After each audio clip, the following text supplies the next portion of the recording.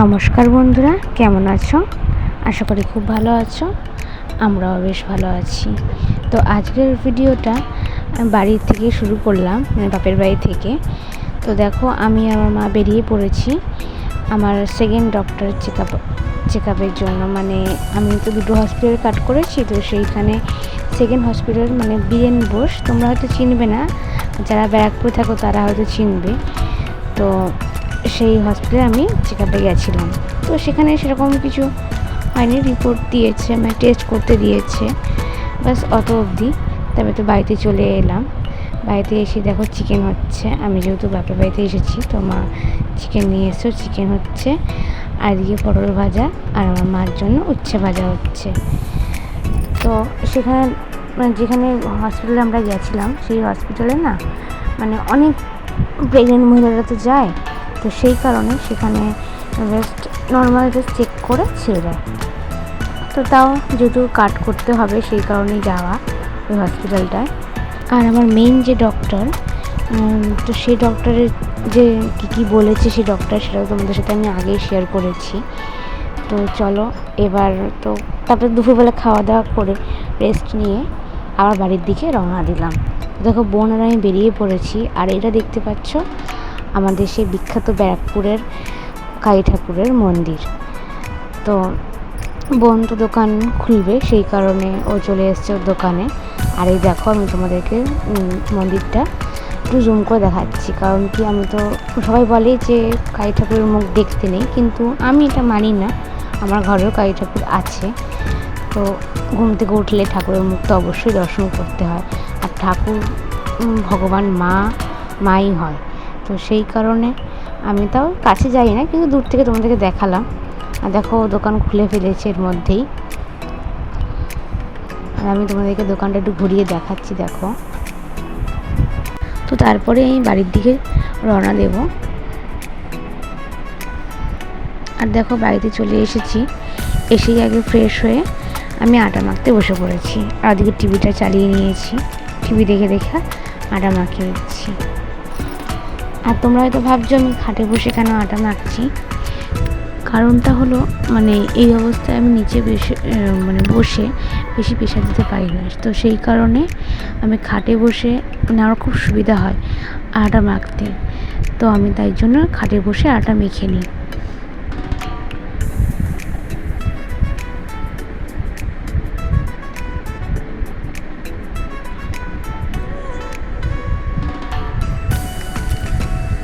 তো দেখো এখানে আটা মাখা তো কমপ্লিট হয়ে গেছে। এবার চাদরটা আমি উঠিয়ে দেবো। অনেক দিনই হলো পেতেছিলাম, তো এবার চাদরটা আমি উঠিয়ে দিয়ে ফ্রেশ একটা নতুন চাদর পাতবো।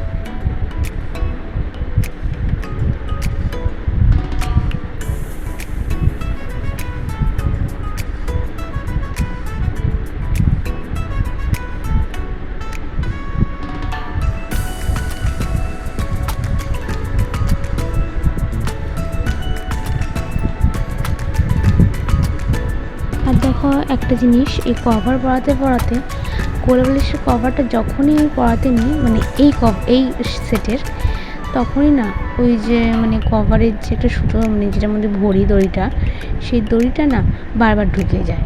আর প্রত্যেকবারই যখনই আমি সেটটা পাতি তখনই আমার এই প্রবলেম হয়, আর এটাকে ঠিক করতে করতে আমার সময় চলে যায় অর্ধেক। আর আজকেও সেই সেম হয়েছে।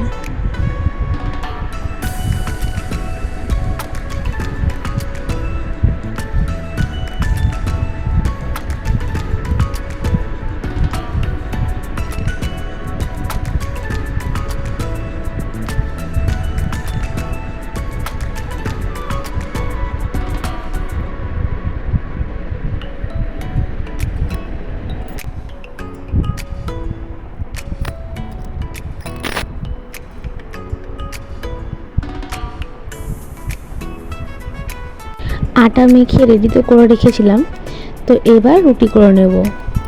তো চলো দেখো রুটি করে নিচ্ছি আমি এখন।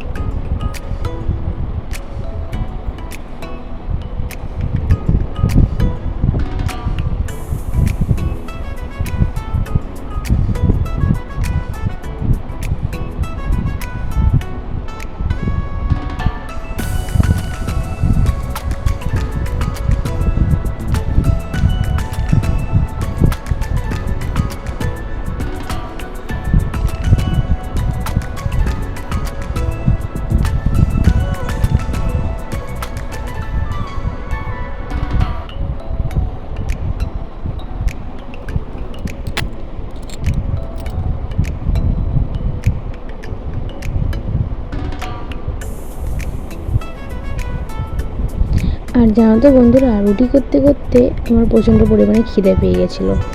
তো ভাবলাম যে কি বানানো যায়, কি করা যায়। তো তো ভাবলাম যে একটা রুটি দিয়ে তাহলে রোল বানিয়ে নিই। তো রুটি কটা করে নিয়ে তারপর রোলটা বানাবো।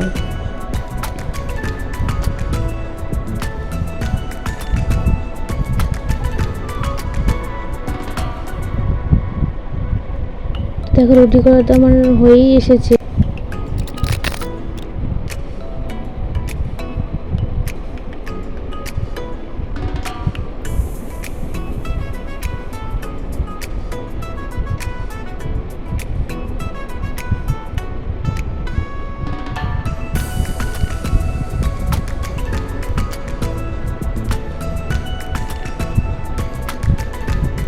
তো আমি এখানে আগে লঙ্কা আর পেঁয়াজ কুচি নিচ্ছি, আর ডিমটাও ফাটিয়ে নেব।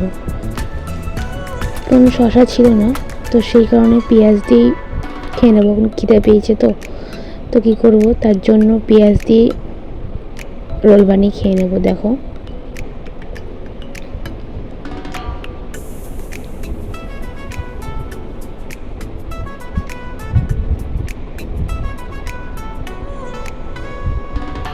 আর জানো তো বন্ধুরা, আমার যখনই মাঝের মধ্যে মন চায় রোল খাওয়ার, তো আমি এরকম করেই বানিয়ে খেয়ে নিই।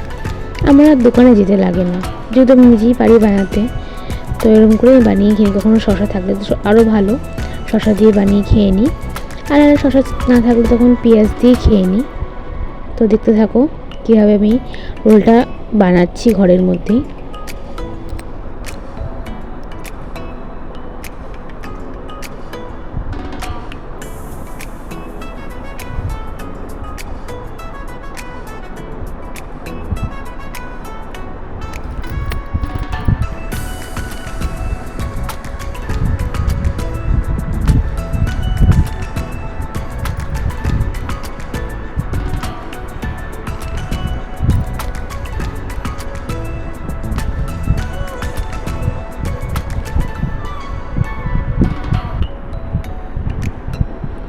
আর মাঝের মধ্যে আমি আমার বরকেও এরকম করে বানিয়ে খাওয়াই টিফিন টাইমে, কি রাতেও আমরা মাঝের মধ্যে এরকম করে বানিয়ে খাই যখন মন চায়।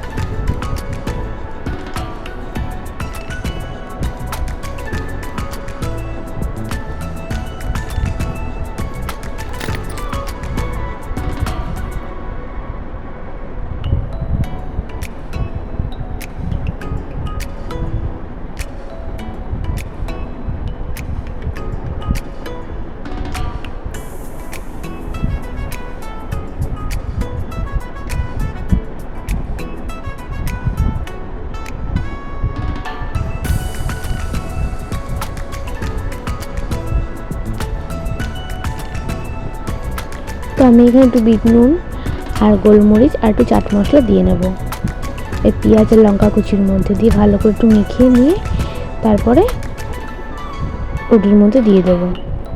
তারপরে টমেটো সস সয়া সস দিয়ে নেব, দিয়ে তারপরে খেয়ে নেব। তো বন্ধুরা, আমার এই রেসিপিটা কেমন লাগলো অবশ্যই লাইক কমেন্ট করে জানাবে। আর হ্যাঁ, তো আজকের রোলের রেসিপিটা কেমন লাগলো ওটা কিন্তু অবশ্যই জানাবে। তো তোমরা চটজলদি এরকম করে বানিয়ে নিতে পারবে ঘরে বসেই। আর লাইক কমেন্ট শেয়ার সাবস্ক্রাইব করতে কিন্তু ভুলো না। এভাবেই আমার পাশে থেকো আর নতুন নতুন ভিডিও পাওয়ার জন্য। টাটা।